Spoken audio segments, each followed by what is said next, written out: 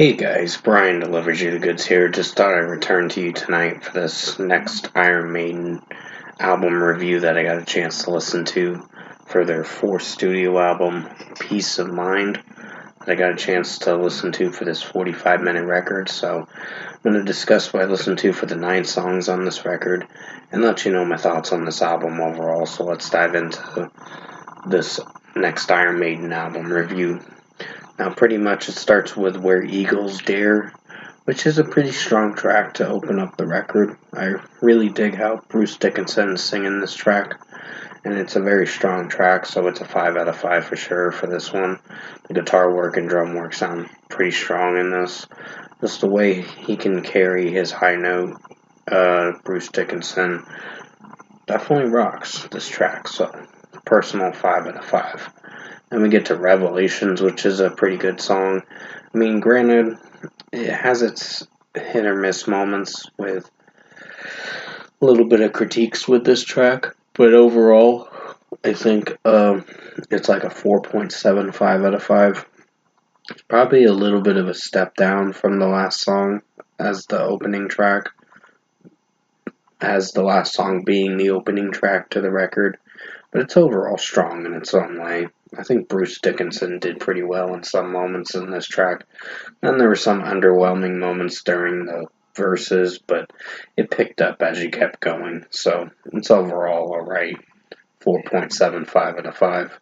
Flight of Icarus, good song, but not one of my favorites. I mean, this one was a single for the record, and it was the lead single before the album came out back in 1983. But it's overall a good song. It's not one of my favorites. I'll give Bruce Dickinson credit where it's due. His vocals were pretty good in this. It's just the way how the song was structured and sounding. I don't know. There were some hit or miss moments during this track that I felt were a little underwhelming to get through the song. But it's overall a good song. It's not terrible, but I have some critiques with this one. 4.5 out of 5. Die with Your Boots On. It's a good song too. It kind of, the chorus is a little iffy to me. It kind of has some sus moments with the chorus, like cringe moments with how it's sung.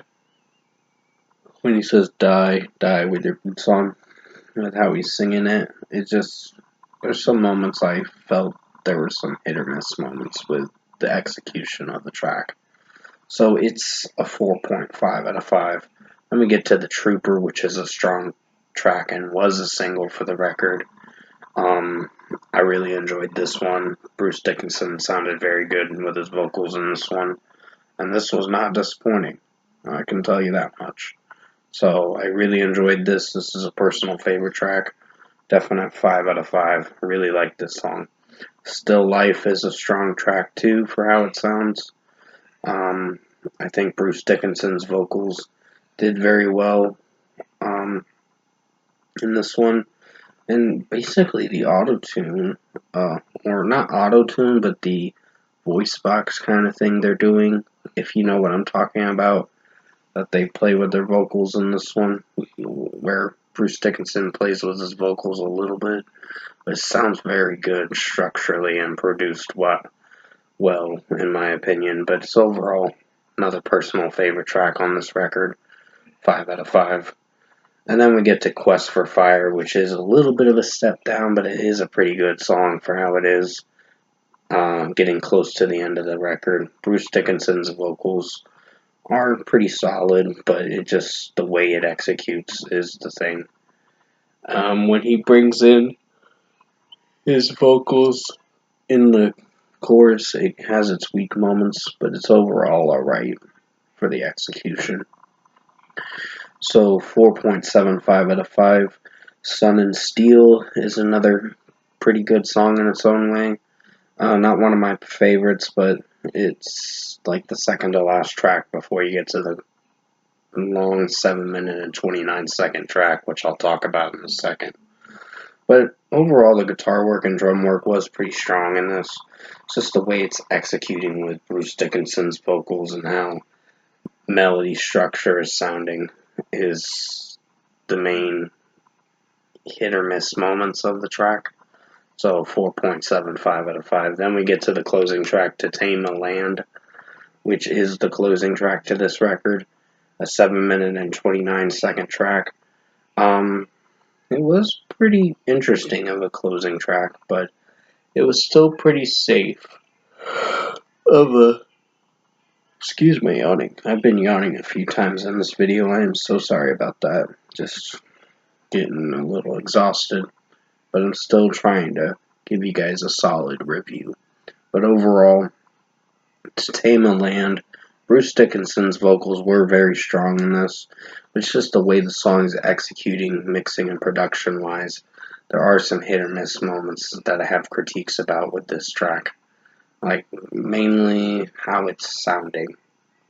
But it's not terrible. It's still strong, it just has its issues as you progress through the track. It has some moments where you have to point out, oh, that part of the song probably could have used work, but still a strong track.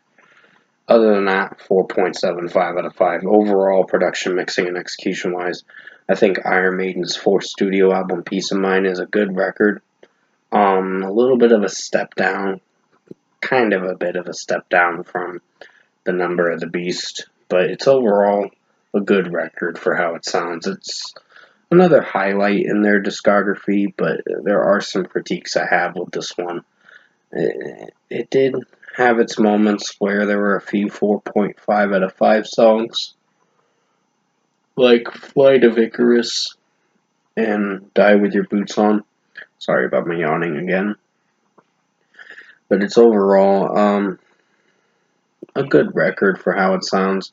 There were some moments I had some issues with the execution, with how certain songs are being played out and how they're executing. But it's overall a safe record and a good record. So if I were to give Peace of Mind by Iron Maiden, their fourth studio album, a score, I'm feeling a good 8 out of 10. It's a good record. Definitely recommend you check it out, see what you think of it for yourself. It wasn't one of my personal favorites, but I do have a few favorite songs I could come back to, like The Trooper, Still Life, and Where Eagles Dare. Other than that, the rest of the songs are pretty good to good. It still had some bumps in the road as you progress through the record. And sorry about the dings, that's my phone with notifications. So overall, 8 out of 10 for Iron Maiden, Peace of Mind for this album review. I hope you will enjoy this premiere video tonight for Iron Maiden, Peace of Mind. I'll have Power Slave coming out for the 17th of June. And with that being said, thanks for watching this Iron Maiden Peace of Mind album review. Have a good night, guys.